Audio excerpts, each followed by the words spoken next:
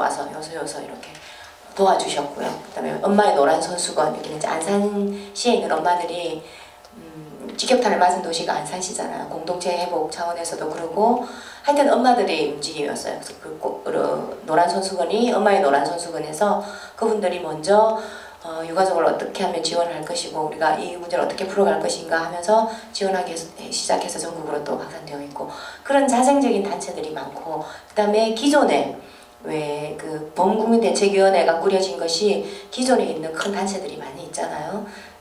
그런 단체들이 함께 이제 합류해서 범국민대책위가 꾸려져서 그 대외적인 활동들 저희가 뭐 데모를 해봤습니까? 집회를 해봤습니까?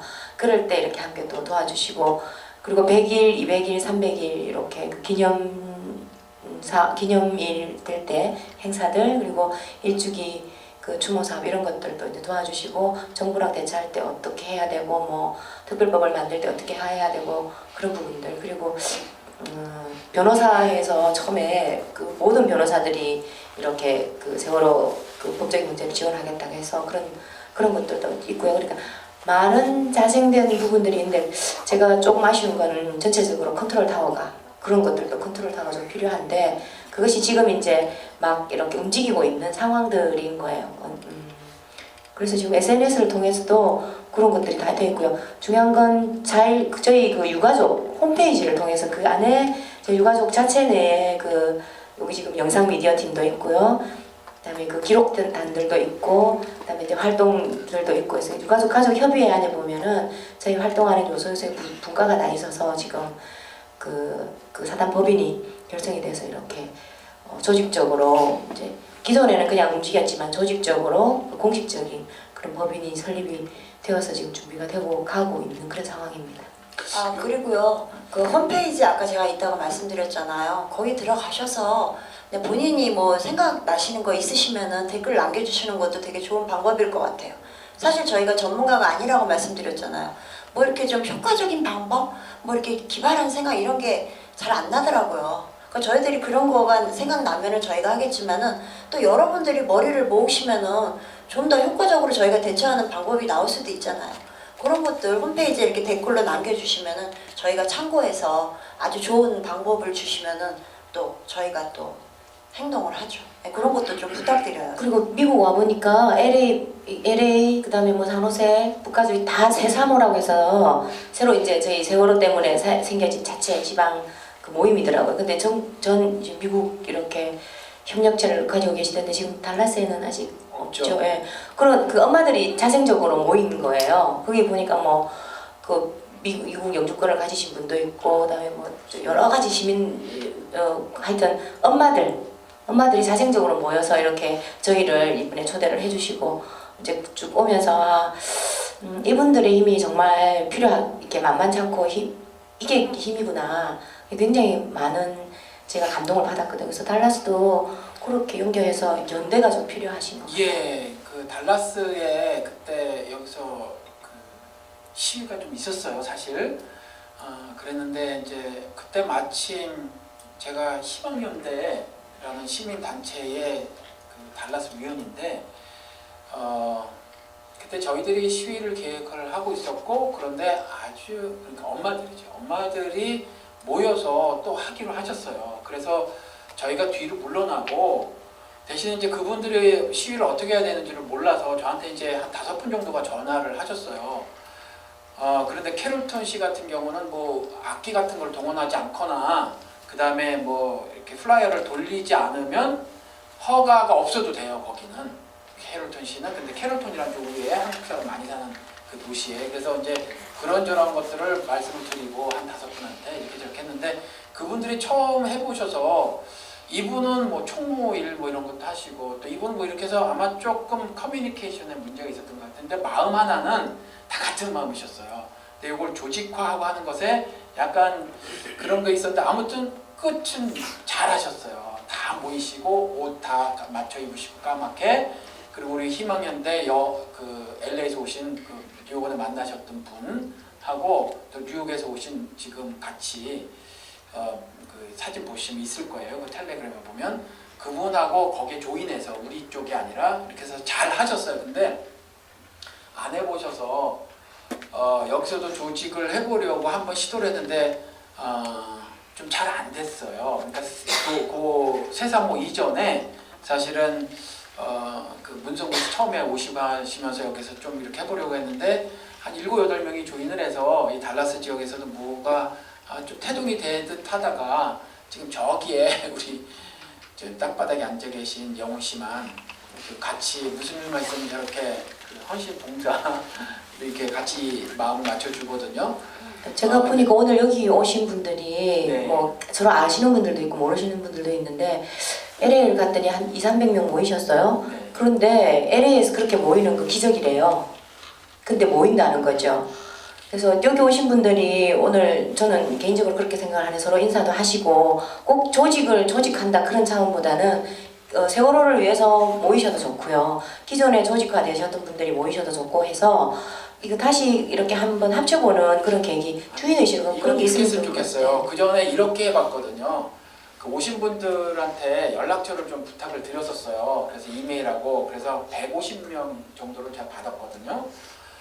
그래서 혹시 앞으로도 이게 뭐 주기적으로 무슨 일을 하는 게 아니니까 이런 일들이 있었을 때 제가 연락을 드릴 수 있도록 이렇게 하면 어쩌다 한번 그 시간을 일부러 만들으셔서 이런 일이라든가 아니면 이제 어떤 그 우리가 같이 힘을 합하는 거 그걸 한국에다 전달해야 될 필요가 있었을 때 우리가 한번 모여서 인증샷 같은 게 되게 지금 중요하잖아요. 그래서 그런 것 때문에 조금 그 연락처를 좀 남겨주시면 좀 크게 좋을 것 같아요. 네, 실무 현장의 그 지금 그 부분을 네. 말씀드리는 거죠.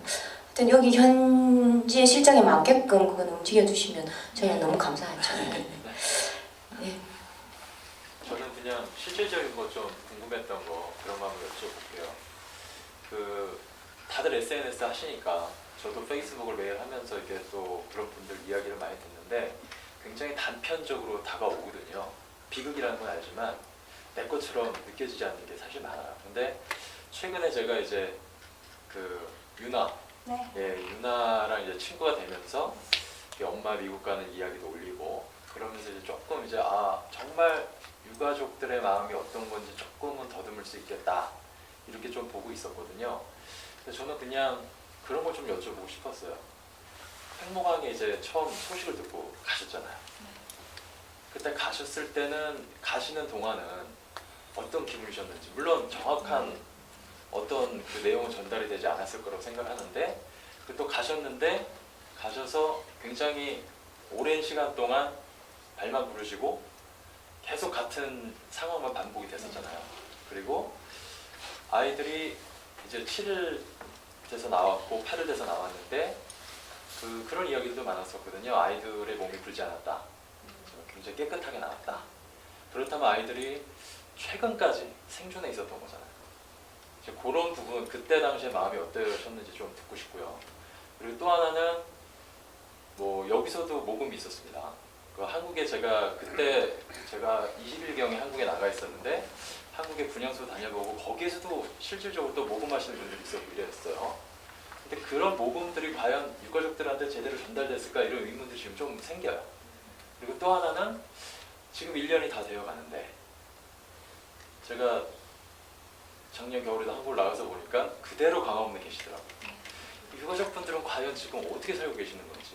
왜냐하면 생계가 무너졌는데 아무 일을 못 하시는 거잖아요. 그죠? 그런 실질적인 얘기를 좀 듣고 싶네요. 세 가지 질문 다 아주 자주 나오는 질문이에요.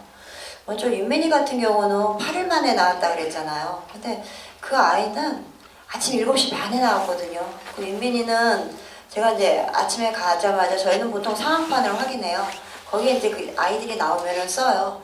뭐 1번부터 쭉 번호를 매겨가면서 신원 미상이니까 일단은 뭐 키가 160에 뭐 대충 뭐 치아 교정기, 긴 머리, 뭐 아디다스 추리닝에 회색 바지 뭐 이렇게 해서 아이 특징이 이렇게 써 있어요. 그럼 이제 그걸 보고 내 아이 같으면 가서 이렇게 얼굴만 보여주거든요. 근데 확인을 하는 거예요.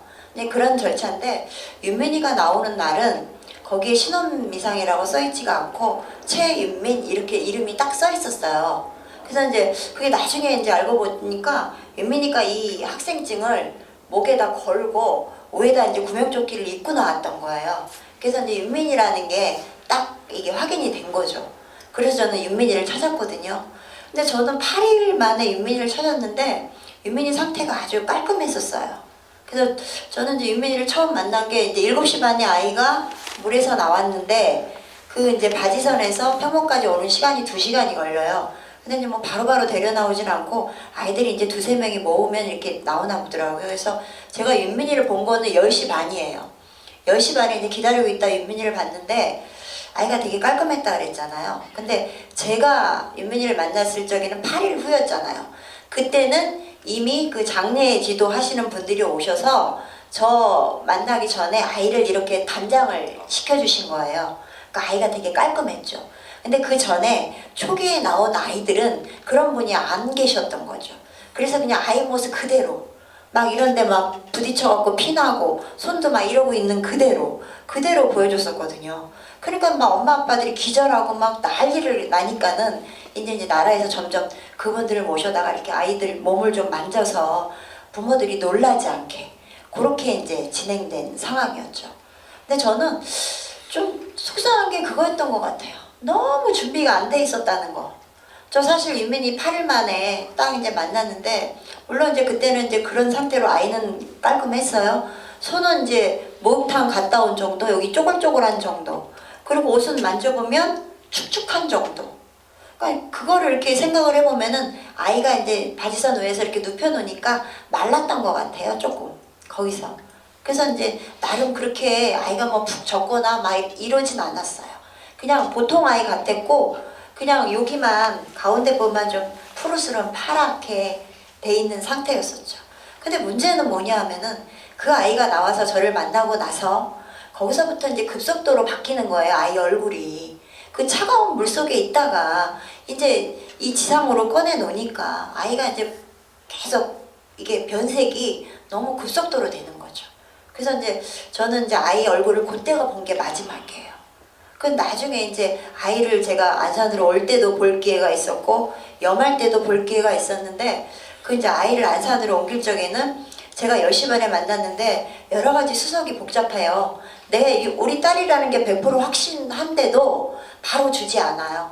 서류 작업이 굉장히 복잡하고 또 그 전에 저희 아이들이 3명이 바뀐 아이가 있었어요. 그래서 윤민이 나온 날부터 DNA 검사가 나와야 아이를 준다 그랬어요. 그 DNA 검사가 나오려면 하루 이상이 걸렸어요.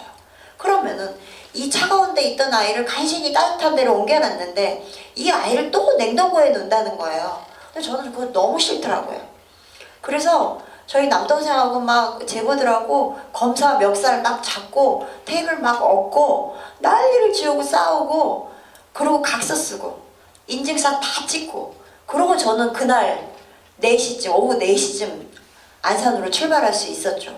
근데 나중에 알고 보니까 딴 분들은 한 번도 못 오셨대요. 결국 DNA 검사가 끝나서 보내는 거로 결정이 돼서 그렇게 된 거죠. 근데 또 문제는 뭐냐면은 그렇게 난리를 치고 싸우는 동안에 그 아이들 옮길 때 보통 그 운구차로 옮긴다고 그러더라고요. 근데 그런 게 준비가 안 된 거예요. 그래서 저희는 구급차에다가 밑에 얼음을 깔고 그리고 위에 아이를 올려갖고 주는 거예요. 근데 저는 그 경황 중에 그 생각은 못했어요. 그냥 아이하고 안산으로 올라가는 그 자체만 그냥 그게 기뻐서 저희는 그냥 구급차를 타고 6시간을 타고 왔거든요. 그러니 뭐 아이가 이미 변색이 급속도로 빨리 진행이 된 거죠. 그러니까 애기 아빠가 못 보게 하더라고요. 자기가 딱 보더니 보지 말라고 그러더라고요. 근데 저는 안 봤어요. 그러니까 저는 윤민이의 마지막 모습이 그렇게 험하지 않아요. 저는 윤민이가 깨끗한 모습으로 이쁜 모습으로 제 눈에는 그렇게 마지막이었거든요. 근데 나중에 알고 보니까 그 마지막 모습을 본 엄마 아빠들도 많으세요. 근데 저는 사실 그게 좀 후회했었어요. 한 번이라도 더 볼 걸. 왜 내가 그때 말린다고 내가 안 봤을까? 한 번이라도 더 볼 걸. 그런 후회를 저는 했거든요. 근데 이제 영할 때까지 본 엄마들은 또 그게 아니라는 거예요. 아이 그 험한 모습이 꿈에 나온대요. 그게 또 너무 싫대요. 그래서 보지 말 걸 그랬다고 또 이렇게 얘기를 해요. 그러니까 이게 봐도 후회, 안 봐도 후회.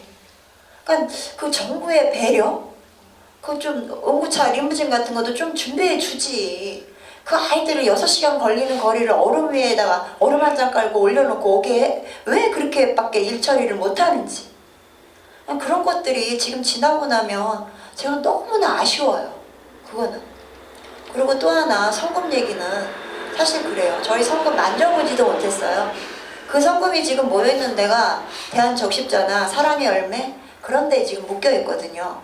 근데 그거를 저희들이 쓰려면은 굉장히 복잡하고요. 또 저희하고 그 운영하는 그 대한적십자나 사랑의 열매처하고도 협의가 돼야 되고, 그 성금을 내주신 분들하고도 협의가 돼야 된대요.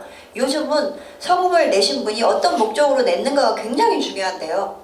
그래서 이게 협의도 안 되고, 지금 또 들려오는 얘기는 저희들 주는 배보상을 성금에서 쓰겠다, 그런 얘기도 들려와요. 기존에 그렇게 해왔대요. 성금에서 그 피해자한테 배보상을 그 돈으로 했다고 그러더라고요. 근데 저희 생각은 좀 그것도 아닌 것 같거든요. 그게 말이 안 되잖아요.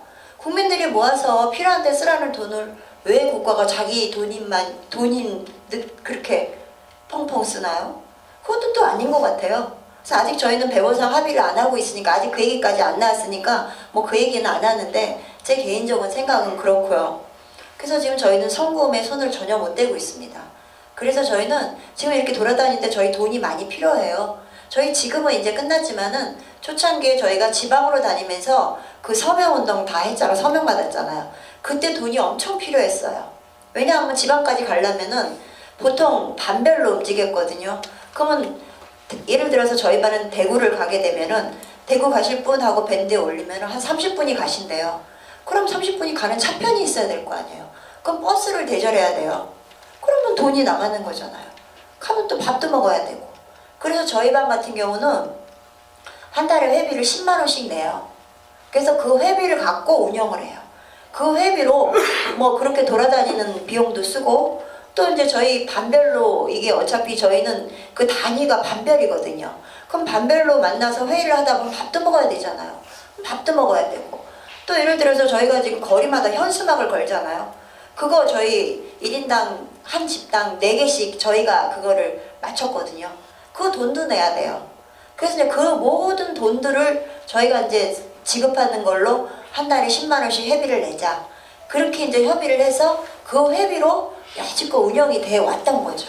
저희 초창기에 그 후원 안 받는다 그랬어요. 안 받았고. 근데 요즘 저희가 사단법인을 하나 만들고 있어요. 아직 정식으로 발족된 건 아니에요. 그래서 이제 그러면서 이제 후원금을 조금 받는 걸로, 그래서 이제 약간 그런 쪽으로 가고 있거든요. 근데 지금까지 저희가 뭐 성금에 손댄 것도 없었고, 뭐 후원이 뭐 많이 들어온 것도 없었고, 돈은 그래요. 그리고 이제 마지막으로 저희 생활 자금을 어떻게 하느냐. 저희 집 같은 경우는 저는 간담회를 다니고요. 애기 아빠는 지금까지 지난번 임원이었어요. 그래서 임원단은 직장을 못 다녀요. 낮에 출근하고 밤에 퇴근하는 그런 생활을 해야 돼요. 그래서 직장을 다닐 수가 없었어요. 그래서 안 다녔고, 저희 큰딸 같은 경우는 작년 연말까지 회사를 다녔어요. 사고 났을 때도 회사를 다녔었는데 연말에 그만두겠다고 그러더라고요. 그래서 그만두지 않았으면 해서 저는 왜 그만두냐고 그랬더니 자기도 세월호 관련된 일을 하고 싶대요. 그래서 아니 엄마 아빠도 하는데 왜 너까지 하느냐, 너는 좀 안 했으면 좋겠다. 그리고 이제 제가 말은 못했지만 제 생각에는 얘는 좀 윤민이하고 상관없이 그냥 유나의 삶을 살기를 바랬어요. 사실 제 입장에서. 그렇잖아요. 저는 부모니까 쟤는 뭐 윤민이 일을 저는 뭐 제가 죽을 때까지 책임을 져야 되지만, 언니는 조금 이 아이의 삶을 살았으면 했어요. 왜냐하면 이 아이들이 팽목에서 너무 못 볼 걸 많이 봤기 때문에 사실 너무 가슴이 아파요. 그러니까 이 25, 23살 먹은 아이들이 너무 좀 부정적이고 너무 비판적이고, 그거 사실 저 싫거든요. 행복한 것만 보기를 원하는데 너무 일찍 너무 험한 꼴을 보여준 게 아닌가, 그런 좀 제가 생각이 있거든요. 근데 이 아이가 또 세월호 일을 하겠대요. 그럼 또 엄청 부딪혀요. 엄청 부딪히는 일이 많고 저희가 상처받는 일이 많거든요. 근데 이 아이가 하겠대요. 그래서 제가 말렸더니 그 유나가 하는 말이, 자기는 이대로 있으면 미칠 것 같대요. 자기는 못 살겠대요. 그래서 해보겠대요. 해봐서 이 나라를 자기가 바꿀 수 있으면 바꾸고, 자기가 이렇게 열심히 하는데도 하나도 변화가 없고 안 바꾼다면 그때는 엄마 내가 이 나라를 버릴래. 그렇게 얘기를 하더라고요. 그러니까 그 어린애도 맺힌 게 되게 많은 거예요. 그렇게 얘기해서 제가 말리지를 못했어요. 그래, 너는 네가 풀릴 때까지 한번 해봐라. 그래서 저희 집 같은 경우는 저도 민민 아빠도 큰언니도 3명이 다 세월호 일을 하고 있어요. 그래서 저희 집에 돈 버는 사람은 마지막 우리 둘째 딸, 걔 하나밖에 없어요. 근데 이제 그런 식으로 1년을 끌고 오니까 사실 좀 힘들어요, 이제는. 그래서 이제 제가 저희 신랑한테 이제는 직장을 구하세요. 그렇게 이제 얘기를 하는데 나이가 54살이라서 어디 써주는 데가 없어요. 그래서 좀 그런 거는 그런데 저하고 딸은 계속 할 것 같아요. 근데 이제 남편은 조금 그 사랑의 열매 그쪽은 제가 알기로 국민공동모금이고 이미 국민들이 공동모금을 지정기탁을 하는 걸로 알고 있는데 그 세월호 유가족 대표단이나 이런 대표성을 띠는 단체들조차도 거기에 접근을 못하겠다는 거예요. 예, 저희는 지금 전혀 쓰지 못하고 있습니다. 그리고 네. 저희가 지금 그냥 단체예요. 제가 아까 사단법인을 하려고 하고 있다 그랬잖아요.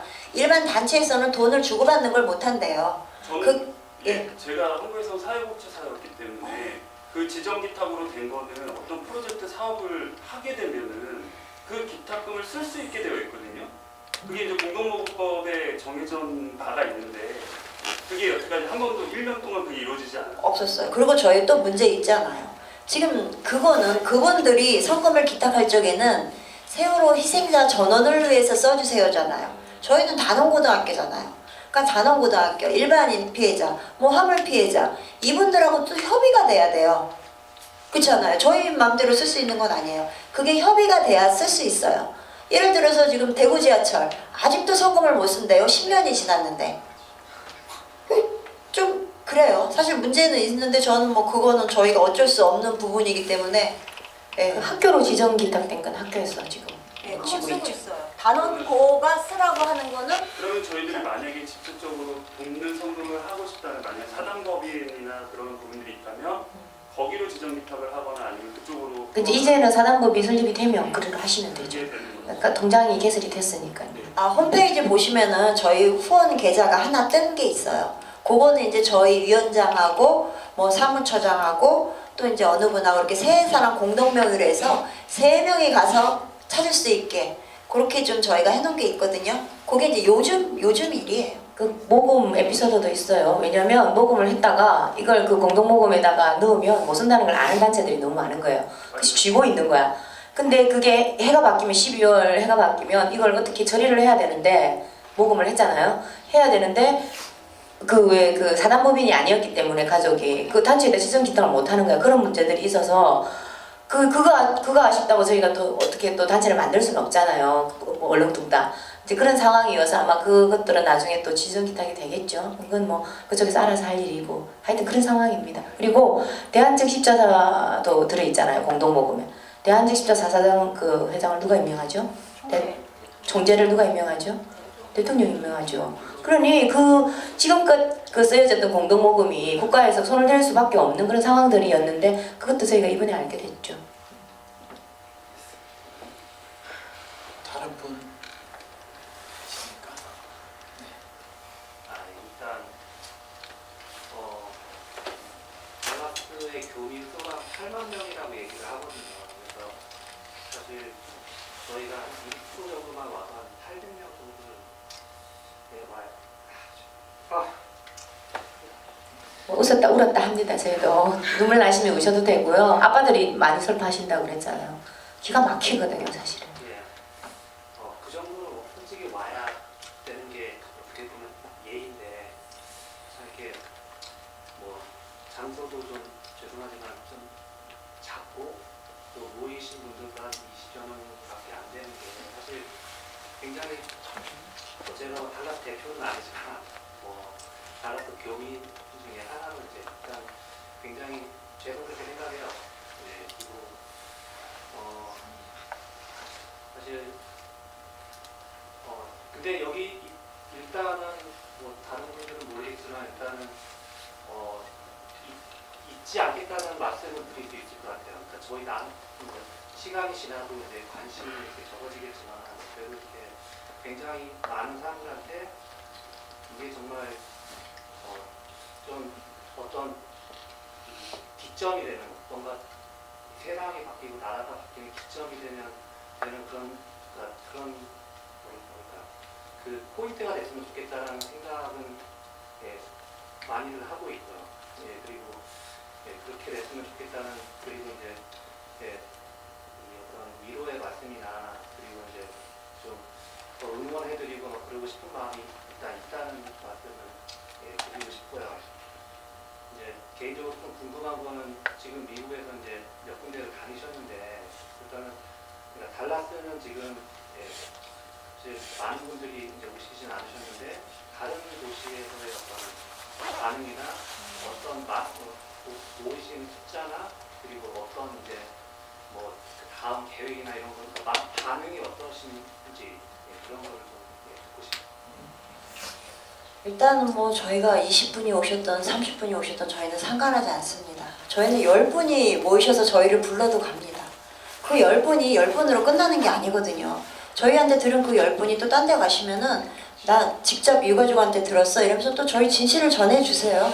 그러니까 저희는 뭐 숫자에 연연하지 않습니다. 그거는 뭐 10분이 모아놓고 불러도 저희는 가니까 그런 거는 뭐 저희 실망하고 그런 거 없고요. 또 다른 LA에서 저희 그때 북콘서트도 했고 다이빙벨도 했거든요. 근데 제가 처음에 미국 와서 미국 올 때 저는 그런 생각을 좀 했었어요. 좀 한국 분들하고 좀 틀릴 것 같은데 하면서 아무래도 여기 분들이 조금 좀 개인주의적인 성향이 강하지 않을까? 이분들하고 과연 내가 공감이 될까? 이런 생각했었거든요. 근데 여기 와서 저희가 이제 간담회를 수차례 하다 보니까 아니더라고요. 여기 분들이 더 막 남자분들이 막 우시고 여기 분들이 더 공감을 아주 격하게 해주세요. 그래서 이게 똑같구나. 오히려 여기 계신 분들이 더 고국을 생각해서 그러시는지 저희를 더 힘내라고 막 안아주시고 잘했다 그러고 그게 더 오히려 반응이 더 좋으시더라고요. 그러니까 저는 그런 거에 되게 감동받았어요. 제 생각하고 너무 틀리다는 거. 그러니까 오히려 여기 분들이 더 좋으시더라고요, 사실. 북가주에 갔더니 그 가스통 할아버지들이 많이 오셨잖아요. 근데 한국에서는 그 가스통이 별로 그렇게 가스통 같지가 않아요. 워낙 많이 부딪히고 기본적으로 뭐 이런 시위가 있을 때 그분들이 늘 오시는 거고 뭐 그러니까요. 그랬는데 그 영사관 앞에서 그분들을 만났을 때 굉장히 격하게 반응을 하셨는데 요 그 주최하신 측에서 굉장한 매기 역할을 한다 그들이 오히려 그러니까 뭐 많지 않은 그 상황인데도 그런 상황이 부딪힘이 강하면 강할수록 더 큰 그런 의지가 생기시는 것 같더라고요. 그러면서 저희는 참 담담하게 그분들을 받아들였는데 이 북가주에 계시는 활동가분 세사모 여러분들께서 굉장히 거기에 분개하고 그 뭐랄까 그래서 우리가 더 이 진실을 밝혀야 된다고 이렇게 의지를 내시는 모습들이 너무 감사했죠 사실은. 왜냐하면 그게 주인의식인 것 같아요. 내가 스스로 자발적으로 이 세사모를 세월호를 사랑하는 모임 이것을 만들어서 정말로 아파하고 공감하고 그 진실된 마음이 나오니까 이제 그렇게 에너지들이 나오는 것 같았어요. 저희가 오히려 감사하고 배웠어요. 그리고 그분들이 저희한테 그런 말씀 해주시더라고요. 그 이제 세사모나 이런 거 모임하시는 엄마들, 그 엄마들이 그러시더라고요. 이게 1년이 지나다 보니까 자기들도 조금 지쳤대요. 그래서 약간 시들한 느낌이 있었는데 저희가 와서 저희하고 이제 같이 간담회를 하고 여기저기 인터뷰를 같이 다니시고 저희 얘기를 들어주시고 하니까 오히려 그분들이 힘이 난대요. 그러니까 오히려 저희가 그분들의 동력이 됐다는 거예요. 그래서 이게 그러니까 서로 이렇게 주고받는 거구나. 저는 또 그분들을 보고 너무 또 제가 굉장히 느낀 게 많았거든요. 근데 또 그분들은 저희를 만나고 나서 더 열심히 해야 되겠다. 막 이런 마음들을 더 갖게 되고 또 실질적으로 그 세사모 회원들이 많이 회원가입을 하시는 분들이 많이 느셨대요. 그러니까 이게 서로가 윈윈하는 게 아닌가. 저는 이거 굉장히 좋은 기회라고 생각했어요. 예, 작년에 달라스에서 추모 집회가 있었고요. 일단 저도 뭐 기자로 참여했지만 또 그 엄마로 그 자리에 있었습니다. 그래서 달라스의 열기가 뜨겁지 않아서 혹시나 또 서운하실 수도 있지만 그 자리에 있었던 사람으로서 그 한국에 있지 않고 멀리 떨어져 있는 그 엄마들의 마음도 동일하게 아팠고 그 이것을 잊지 말아야 되겠다고 우리가 그때 생각하고 있었다는 걸 좀 알려드리고 싶고요. 이 상황에 우리가 꿈꾸고 그 희망하고 할 수 있는 것들이 어디에 있겠습니까? 자식을 가슴에 묻었는데 그럼에도 불구하고 두 분의 어머님께서 그 희망하고 꿈꾸고 소원하시는 것들이 있다면 좀 알려주시면 저희가 기사를 쓰면서 그 부분도 함께 적고 싶습니다. 저희 친구들이, 제 친구들이 저보고 별명을 붙였대요. 박투사라고. 박수사? 네, 제가 성이 박씨인데 저보고 이제 투사라고, 박투사라고 별명을 붙였대요. 근데 처음에 제가 그 말을 들었는데 내가 투사야? 이런 생각이 드는 거예요. 제가 여지껏 저는 진짜 마이크라고는 노래방 마이크밖에 잡아본 적이 없는 사람이었거든요. 근데 이게 1년도 안 된 그 시간에 제가 너무 바뀌었더라고요. 근데 사실 저 굉장히 조용한 성격이고 이게 남 앞에 나오는 성격이 아니에요. 뒤에 있는 성격이지.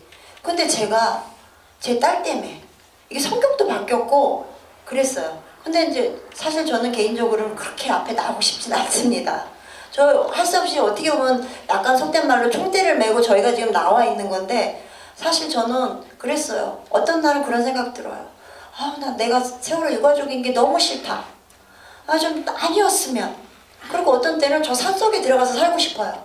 세월호에 색자도 안 되는 데 들어가서 살고 싶어요. 저도 스트레스가 엄청 나거든요. 근데도 내 아이니까 제가 이 길 위에 서 있는 거거든요. 그러니까는 엄마 마음은 다 똑같은 것 같아요. 제가 또 윤민이 때문에 제가 이 길에 서 있는 것도 맞지만은 또 다른 아이들 때문에 서 있는 것도 맞아요. 제가 언니 2명 있다 그랬잖아요. 그 아이들은 대한민국에서 결혼하고 애 낳고 그렇게 살아갈 아이들이에요.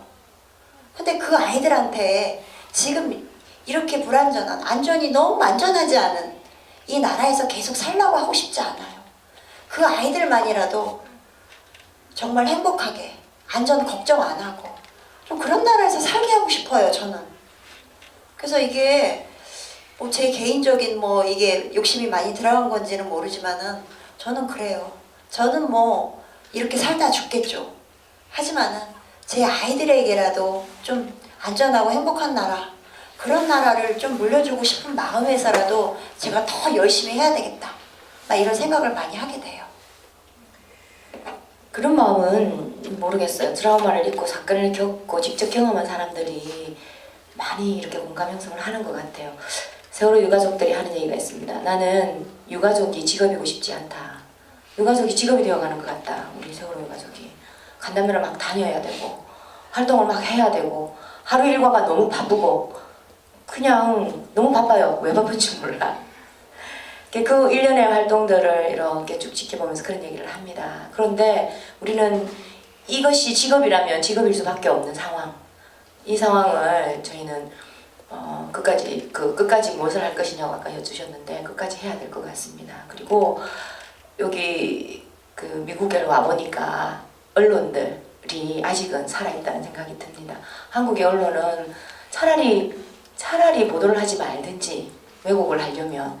그런데 여기 계시는 분들은 저희 얘기를 듣고 진실되게 이렇게 언론에 그 보도가 되는 것을 보면서 아, 그래도 희망은 있구나. 그래서 우리가 절대로 놓치면 안 되겠구나. 그래서 함께 희망을 노래해 달라고 말씀드릴 수밖에 없는 저희 입장. 그래서 함께 할 거라고 생각하는 그런 신념 같은 게 생겨요. 그래서 막연하게 사실은 왔거든요. 여기 오면 무엇이 있을지 모르는 상황에서 왔단 말이죠. 그런데 이렇게 뵙고 이야기하고 하면서 그런 희망을 저는 여기서 봅니다. 두 가지인데요. 첫 번째는 사람이 큰 일을 겪고 나면 그게 남잖아요. 가슴에 남든 머리에 남든. 저 같은 경우도 여자한테 차여가지고 그게 꿈속에서 가끔 나타나거든요. 꿈속에서 엄청나게 그걸 헤매다가 그냥 깨요. 근데 그 유가족분들도 그것보다 더 큰 걸 이루셨잖아요. 그거에 대한 트라우마는 분명히 치료를 받아야 된다고 생각하거든요. 어떠한 경우든 어떠한 방법으로든 근데 지금 다른 분 여기 계신 분들 왜 다른 분들이 치료를 받고 있는 게 있는 건지 하고 그 다음에 이제 어쨌든 일이 치여서 여기까지 오셨어요.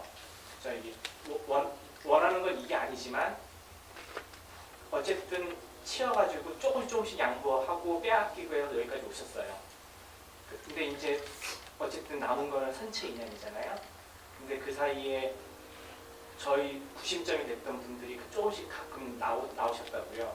김장훈 씨라든지 아니면 이승환 씨, 그리고 가장 큰 교황이 오셔서 대통령보다 더 큰 일을 하고 가셨어요.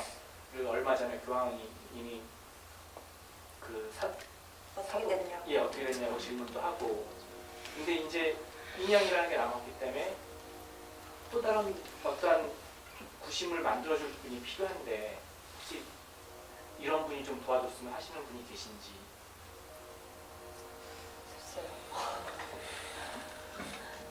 세사모가 자발적으로 나왔다 그랬잖아요. 그것은 도와주십시오라고 해서 되는 게 아니고요. 자정적으로 나와야 되는 부분이에요. 근데 우리의 리더들이 지금 안 나오고 있다고 제가 분명히 말씀드렸잖아요. 그들 중에 이수신 장군이 나와야 되는데 없어. 저는 그게 제일 큰 정체적인 문제라고 생각을 하는데 그분이 우리의 지도자면 얼마나 좋겠습니까? 그것이 아니기 때문에 지금 이런 상황이 벌어진 거예요. 그러면 그 리더는 누가 돼야 되겠나는 거죠. 풀뿌리인 우리 나 자신이 나설 수밖에 없는 현실인 거예요.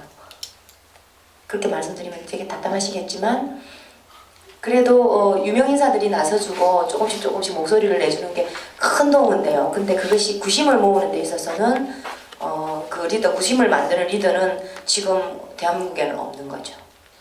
그것을 저희가 처음에 야당에다가 기대를 했던 부분도 없지 않아 있었지만 그것이 안 되고 있고 그렇다고 세월호 부모, 세월호 유가족 협의회가 그 구심이 돼야 된다. 그건 이제 다른 부분에서의 구심인 거죠. 지금 상황은 저는 그렇게 보고 있고요. 누군가가 나서주면 정말 좋겠습니다. 나를 따르라. 근데 그렇지 않나요? 네, 맞습니다. 근데 아직 우리나라에서는요. 김장훈 씨도 그렇고 이성훈 씨도 그렇고 또 열심히 하시는 김재동 씨도 저희를 해주시면 저희 너무 좋아요. 근데 그분들 직업에 누를 끼쳐요. 뭔가가 불이익이 있는 것 같더라고요. 그래서 저희가 차마 같이 해달라고 얘기를 못해요. 그분들이 자발적으로 오시면 저희는 뭐 너무 반갑게 맞겠지만은 저희 쪽에서 뭐 저 어떻게 해달라 이렇게 해달라 그 말은 차마 못 드리겠어요. 저희가 책임을 못 져드려요. 그래서 그거는 저희가 뭐 바라기는 무지하게 바라는 일인데 저희 쪽에서 요청하기는 그래요. 사실 같이 해줬으면 정말 좋겠어요. 네. 아까 질문이 그게 달랐나? 지금 저희가 처음에 그 팽목항 일이 있고 나서 바로 정부에서 만들어준 게 온마음센터라고 있어요. 그래서 그게 지금 가동을 하고 있어요. 그래서 이제 그 사회복지사나 간호사들이 주로 이제 거기서 하시면서 저희들이 이제 몇 분씩 이렇게 담당을 하시고 계신 거죠. 그래서 뭐 저희가 두 번 불출하면 와서 이제 문도 두들기고 전화도 하고 그러세요. 잘 지내시냐고, 무슨 일 없냐고. 근데 초창기에 저희는 사실 저 같은 경우는 전화하고 문 두드리는 게 너무 싫었어요. 저는 처음엔 좀 혼자 있고 싶었어요. 근데 이제 이분들은 제가 무슨 사고 낼까봐 계속 귀찮게 구는 거예요. 근데 이제 그분들은 그분들의 일을 하시는 거겠지만 저는 사실 좀 그랬어요. 근데 그런 생각이 저희가 또 전혀 없는 건 아니에요. 저는 그랬거든요. 길을 가다가 막 저 차가 나를 좀 들이받아줬으면 암이라도 확 걸려버렸으면 그런 생각 저희 많이 했어요. 그러니까 지금은 이제 저희가 목표의식이 있으니까 이게 이제 거기서 약간 벗어난 상태였는데 그때는 그게 굉장히 심했죠. 그래서 이제 그분들이 계속 저희를 신경 쓰셨는데 사실 지금도 제 생각은 그래요. 저희가 지금 이게 사건이 끝난 게 아니잖아요. 끝나지도 않았는데 무슨 트라우마 치료를 해요? 트라우마 치료라는 거는 끝나고 난 다음에 그 치료를 하는 거지 저희는 지금 계속 상처를 계속 받고 있는 중이에요. 그러니까 저희는 지금 치료를 받을 단계가 아닌 거예요. 이게 어느 정도 마무리를 된 다음에 정리가 된 다음에 저희가 무슨 트라우마 치료를 받고 뭐 치료를 받고 이러는 거지 지금 이러고 다니는 와중에 저희가 무슨 트라우마 치료를 받겠어요? 근데 저희가 일단은 나라에서 저희한테 트라우마 치료 센터를 지어준대요. 그래서 이제 그거에 대해서 뭐 건립에 대해서 뭐 여러 가지 뭐 이렇게 뭐 하시나 보더라고요. 연구를 하시나 봐요. 저희하고 협의도 하시고. 그건 필요해요. 저희한테도 필요하고 생존한 그 학생들한테도 너무너무 필요해요. 그 아이들이 지금 상처를 많이 받았거든요. 그러니까 저희보다도 그 아이들이 필요해요. 그래서 그 아이들 지금 정상 아닌 아이들도 많아요. 물론 저희도 정상 아닌 사람들이고요. 그렇지만은 저희들은 아직은 이게 해결될 때까지는 아직 저희는 미뤄놓은 상태고 일단 학생 아이들이 급하죠. 그래서 뭐 만들어 준다니까 그게 이제 건립이 된다니까 협의를 하고 있는데 이게 이제 빠른 시간 피일 내에 됐으면 좋겠어요. 제가 초창기에 그 국립 트라우마 센터를 국가에서 책임지고 해야 된다라고 강력히 주장을 했었고, 근데 지금 상황은 국가 반, 지자체 반 이렇게 해서 조율이 되고 있는 상태에서 처음에 초창기에 있던 그 책임자들이 또 다 바뀌었어요. 저는 이제 간간히 그 트라우마 치료를 받았는데 어떤 경우냐면 너무나 미치겠는 거야. 막 어디 가서 이야기할 때도 풀 데가 없으니까 그 누군가를 찾는 거죠. 내 이야기를 들어줄 수 있는. 그런데 그 트라우마 센터의 구성원이 내 이야기를 들어줄 수 있는 수준이 아니야. 가면 그냥 의료치료만 할 수, 의료치료도 아니죠. 그런데 이제 많은 그 자원봉사자들이 있다고 그랬잖아요. 이웃이라고 우리 국내에서 그래도 이런 참사의 트라우마를 체율 체득하시고 현장에서 이렇게 하시는 그 박사님이 한 분 계세요. 정혜신 박사님이라고. 근데 그런 분들이 국내에 그 트라우마라는 것이 사고가 났을 때 주위에 이렇게 관리하는 그런 시스템이잖아요. 심리 시스템이잖아요. 근데 세월호 이후에 그 트라우마라는 말이 본격적으로 대두가 됐다고 하더라고요. 어쨌거나 그 박사님을 찾아가서 이렇게 상담을 좀 하고 나면 그나마 좀 나은데 뭐 상담할 땐 괜찮은데 돌아오면 그 상태. 그것이 계속 반복이 되고 그리고 집단 트라우마잖아요. 300명의 가정이에요. 그러면 엄마 아빠 치면 600명이죠. 형제자매 치면 얼마예요? 2명씩 치더라도 한 명 남았다 치더라도 1200명이죠. 그 나머지 가족들 3000명이 곱하기 2만 하더라. 3000명. 그리고 생존자 있죠. 생존자애들 처음에 사고 났을 때 집중적으로 했는데 그 정혜신 박사님 혼자서 무슨 재주로. 그런데 그런 전문가가 우리나라에 20명도 안 돼요. 그 전문가라고 이야기하시는 정신과 그 전문가들이 정신과 닥터들이에요. 그런데 이것은 정신과적인 문제이긴 하지만 의료의 차원에서의 트라우마 심리 치료가 아니거든요.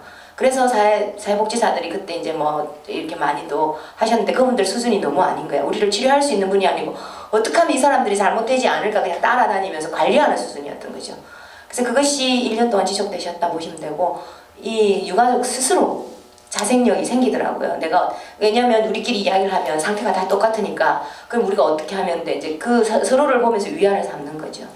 그런 과정들이 있었고 하여튼 그래서 지금은 이제 조금은 정신이 좀 차려진 상태. 이렇게 움직이는 사람들은 사실은 치료 못 받아요. 그런데 정말 아무것도 못 하겠다는 사람들은 뭐 트라우마 센터도 가고 이웃에 가서 심리 상담도 받고 해서 지금 이제 그렇게 하고 있는 상태고 처음에 반별로 1반에서 10반까지 있었는데 한 반에 보통 20명에서 30명이에요. 아이들이. 부모님들이 50명 가까이 되지 않겠어요? 그분들을 모셔놓고 집단 이제 그 치료를 한다고 되냐고요, 그게. 그런 시스템이 전혀 전무후무한 곳이 대한민국이에요. 그것이 문제인 거죠. 그리고 저는 한번 치료를 받으러 간 적이 있어요. 근데 어디로 갔냐면은 보건소라고 돼 있잖아요. 우리 보건소. 거기로 가라 그러더라고요. 그래서 갔어요. 갔더니 이제 의사라고 앉아있는 사람이 한 26 먹은 갓 대학 졸업한 그런 아가씨가 저를 한대요. 치료를 한대요. 그리고 뭐 얘기하라고 그래서 좀 얘기하고 그럼 뭐 설문지에 이렇게 쓰래요. 근데 그 설문지 내용이 다 그거예요. 뭐 자살하고 싶은 충동이 있으셨나요? 자살 방법을 연구해 본 적이 있으셨나요? 다 자살 얘기만. 그 설문지가 다 그거더라고요. 근데 무슨 도움이 되겠느냐고요. 그 어린 학생이 이제 갓 대학 졸업한 학생이 저에 대해서 어떤 상담을 해주고 어떤 해답을 줄 것이냐고요. 그래서 저는 한번 해보고 좀 아닌 것 같다. 이건 도움이 전혀 안 된다. 그럼 그냥 왔어요. 나는 지금 붙들고 펑펑 울 수 있는 상대가 내 이 울음을 함께 울어줄 사람이 필요한데 그런 이 뇌를 써야 되는 이런 그게 들어오냐고요. 하여튼 그런 상태에서 저희들이 한 얘기가 있습니다. 우리는 마루타다. 이것을 정확하게 지금 우리 상태를 우리는 기록을 못하지만 주변에 관리하시는 분이 있으면 우리의 상태를 정확하게 기록해서 다음에 이런 사고가 생겼을 때 그들에게 정말로 참고가 될 수 있는 그런 마루타 역할을 하자. 그런 우스갯소리도 있고요. 사실 그게 맞죠. 지금 ING 그런 상태에 있는 거예요. 저는 너무 놀란 게 국가 구조 시스템조차도 정말 무슨 뭐 유치원 수준도 안 되는 그런 상황이었지만 사고 이후에 이런 그 유가족을 관리하고 유가족을 치료하는 시스템이 전무후무하다는 데 대해서 너무 놀랐어요. 이게 정말 내가 살고 있었던 대한민국이 맞나? 정부를 욕하는 것이 아니고 안 돼 있는 걸 안 돼 있다고 이야기를 해야죠. 내가 받은 게 그건데.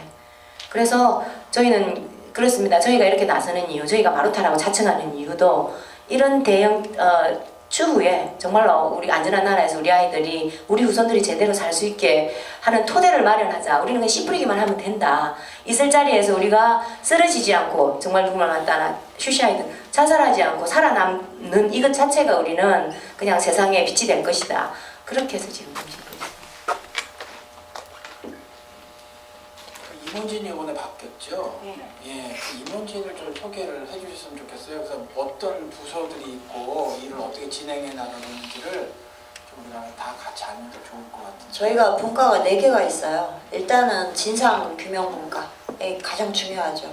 이제 이 분과에서 이제 그 특별조사위원회하고 같이 협력해서 아마 진상규명을 할 그런 분과고요. 그 다음에 있는 분과가 이제 대외협력. 대외협력은 저희가 소속돼 있는 분과예요. 저희 같이 이렇게 간담회 다니는 엄마 아빠들이 저희 이제 그 대외협력 분과에 소속돼 있는데 저희들끼리는 별동부대라 그래요. 그래서 이제 이 부대에 소속된 사람이 한 40명 그 정도 되는데 실질적으로 뭐 이렇게 돌아다니면서 활동을 하시는 엄마 아빠들 한 20분 정도 계세요. 이분들이 이제 전국을 커버하고 이렇게 미국까지 커버하고 있습니다.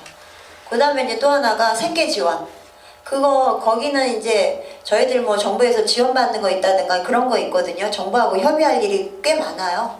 저희 초기에 저희 정부에서 지원받은 게 한 3, 4개월 받은 거 있었어요. 먹고 살라고. 긴급 생활자금 뭐 이렇게 하고 한 3, 4개월 준 거 있거든요. 그거 이외에 뭐 저희들 뭐 이렇게 도시락도 갖다 준 적 있고 뭐 이렇게 반찬도 갖다 준다 그런 것들. 그러니까 저희 그 생계 지원 이런 거를 해주는 분과예요.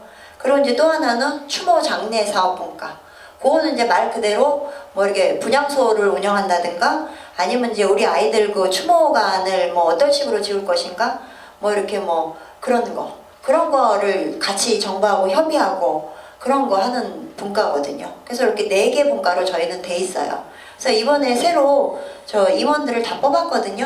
근데 임원 뽑는 것도 뭐 저희 그냥 뽑는 게 아니라 추천 다 해서 다수결로 해서 이렇게 뽑아요.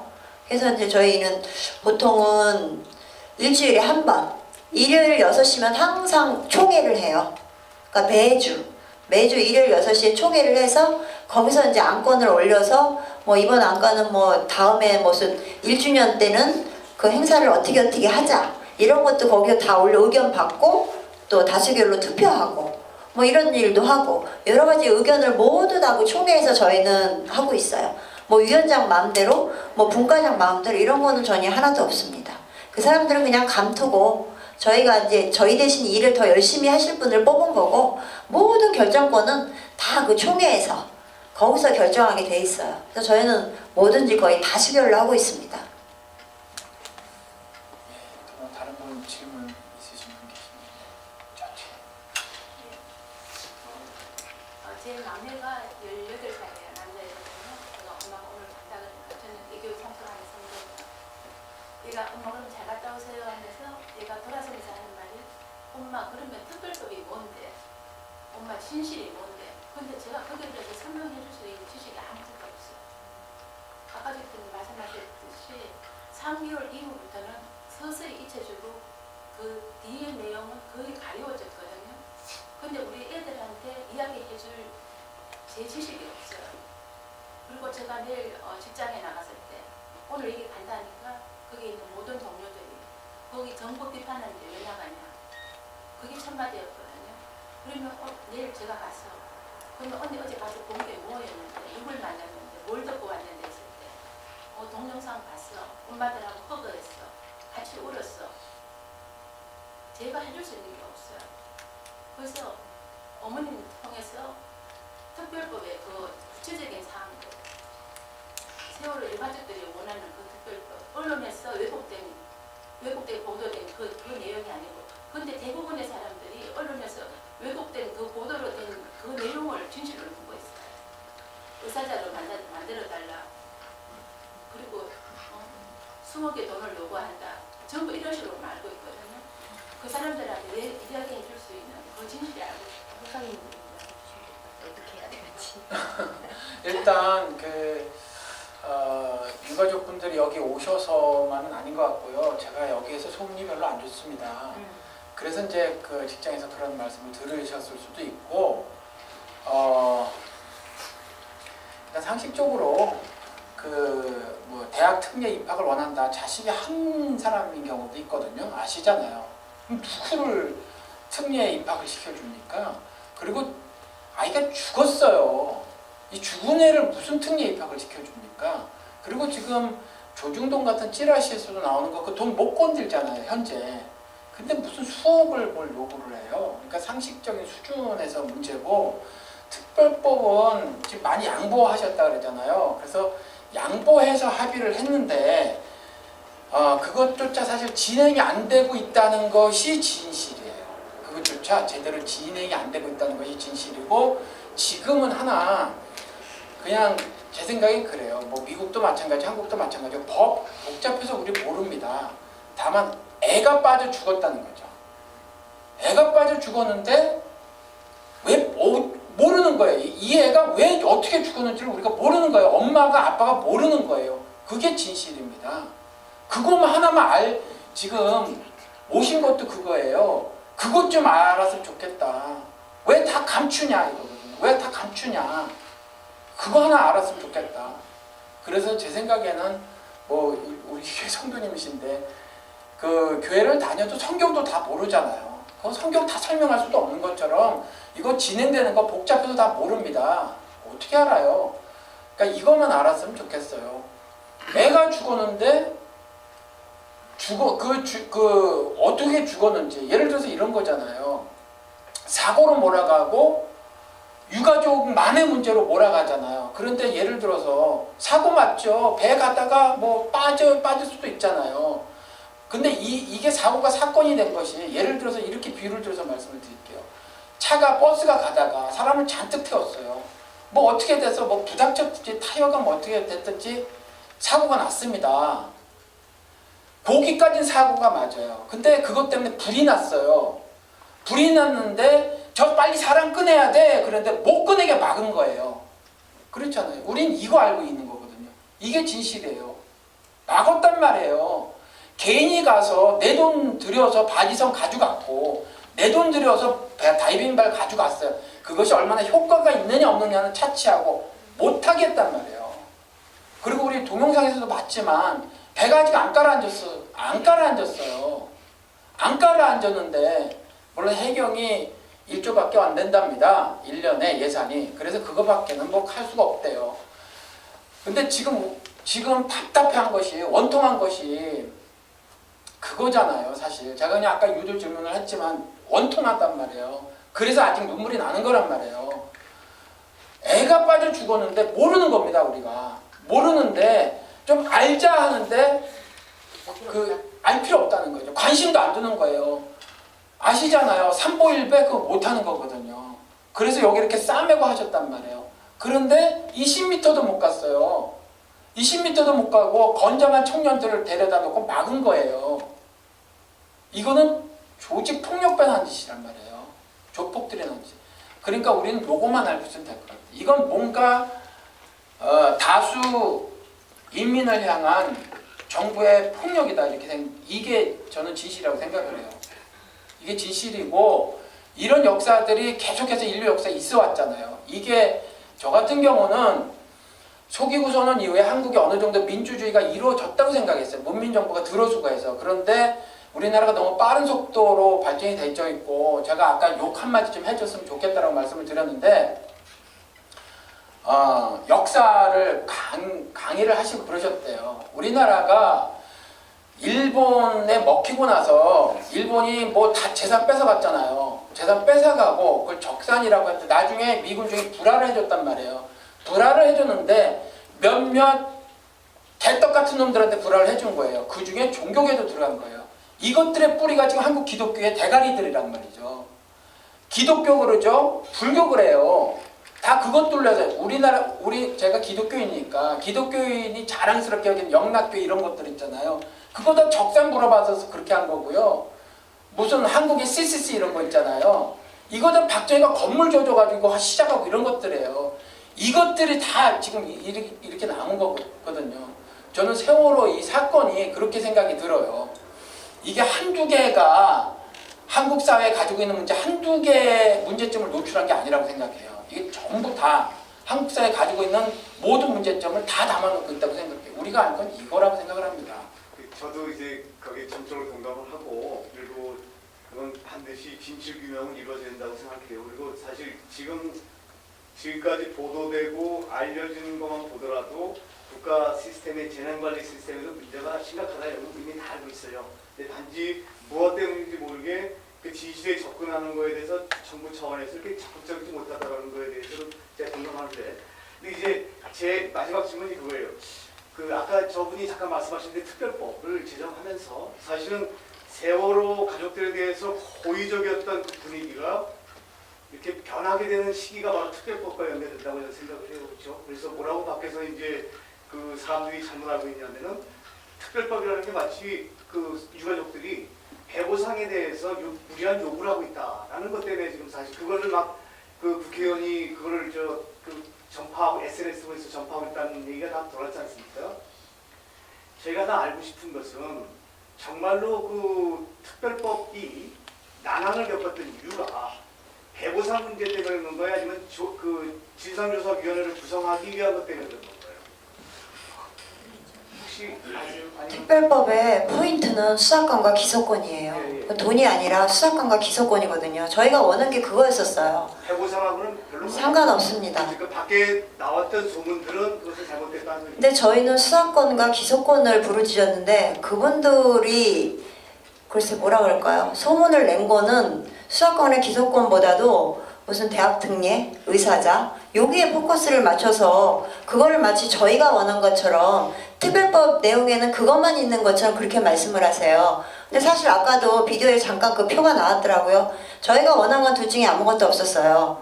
근데 뭐 여당에서 원한 거는 의사자 하나의 동그라미, 야당에서 원하는 거는 대학 특례 동그라미, 의사자 동그라미. 그건 그 사람들 특별법에 나와 있다는 내용이거든요. 그러니까 특별법 처음에 저희 할 적에 저희가 낸 특별법, 여당이 낸 특별법, 야당이 낸 특별법, 이 안이 3개였었어요. 근데 저희가 낸 특별법 안에는 저희는 수사권 기소권에 목숨 걸었던 거고 나머지 내용은 하나도 없습니다. 대학 특례도 없었고 의사자도 없었어요. 근데 여당에서는 그 대학 특례가 의사자가 있었던 거고 야당에서는 대학 특례 의사자가 2개 다 있었던 거죠. 예, 그랬던 거예요. 그러니까 이게 마침 뭐 저희가 요구한 것처럼 저희 특별법 안에 있었던 것처럼 그렇게 하는데 그거를 그 핸드폰으로 검색을 해보셔도 나오거든요. 저희가 요구한 건 하나도 없고요. 저희는 대학 특례 필요 없어요. 저 윤민이도 없는데 제가 대학 특례를 어디다 쓰겠어요? 저희는 필요 없습니다. 그건 어떻게 보면은 뭐 여당 쪽, 야당 쪽이 뭐 글쎄 모르겠어요. 단원고등학교 3학년 아이들을 대상으로 한 거니까 그쪽하고 연관이 있는지 모르겠지만은 저희는 사실상 올해 대학 들어갈 아이들이 유가족 중에서는 한 20명밖에 없었어요. 근데 뭐 그 20명 대학 특례 때문에 저희가 그렇게 욕을 먹나요? 그거 아니거든요. 저희는 대학 특례하고는 사실 관심 없었어요. 그리고 의사자도 그래요. 아니 아이 다 죽여놓고 의사자 만들면 뭐합니까? 그렇잖아요. 그 또 돈도 그래요. 그 의사자가 얘네들이 말하는 그 의사자에서는 돈도 안 줘요. 그냥 명예만 의사자를 해준다는 거였어요. 그게 뭐 그렇게 중요해요? 저희는 그것도 별로 매력 없어요. 그러니까 저희가 원하는 거는 수사를 제대로 하자. 독립된 수사권을 달라. 기소권을 달라. 이거였었거든요. 결국 저희 2개 다 받아내지 못했어요. 그러니까 지금 통과된 특별법, 특검 따로 만들잖아요. 저희가 원하는 특별법 안에는 특검이 특별조사위원회 안에 들어있어야 돼요. 검사가. 근데 그거를 정부에서 못하게 해서 이게 특검이라 해서 검사가 바깥으로 나간 거예요. 이 특검을 임명하는 사람이 누구예요? 대통령이 임명하는 거예요. 그러니까는 거기서부터 저희가 수사를 아무리 잘하면 뭐합니까? 수사 다 해서 증거 다 해서 검사한테 기소해달라고 그러는데 검사가 안 된다고 컷하면 끝난 거예요. 저희 수사 아무리 열심히 해도 아무 소용없는 거예요. 그게 문제라는 거죠. 그게. 그러니까 이게 저희가 원하는 거는 독립성이었는데 이게 독립성이 전혀 확보가 안 된 거죠. 그래서 저희가 원하는 특별법하고는 전혀 동떨어진 반쪽짜리 특별법이 됐다는 거고 근데 어쩔 수 없는 상황이니까 저희가 받아들였어요. 그럼 그거라도 좀 열심히 해줬으면 좋겠는데 계속 지금도 시작도 하기 전부터 방해공작이 들어가서 뭐 세금 도둑이라느니 뭐 이렇게 탐욕의 결정체라느니 뭐 이렇게 나가면 사실 그 특별법 안에 특별조사위원회 그 정원을 120명으로 하기로 약속을 했어요. 근데 뭐 김재원 의원이 125명이 뭐 됐다네요. 5명 오바됐다고 세금 도둑이래요. 아니 자기들끼리 120명 하기로 다 합의해놓고 무슨 세금 도둑? 그렇잖아요. 그러니까 이거는 너무 그 언론 플레이라 그래야 되나?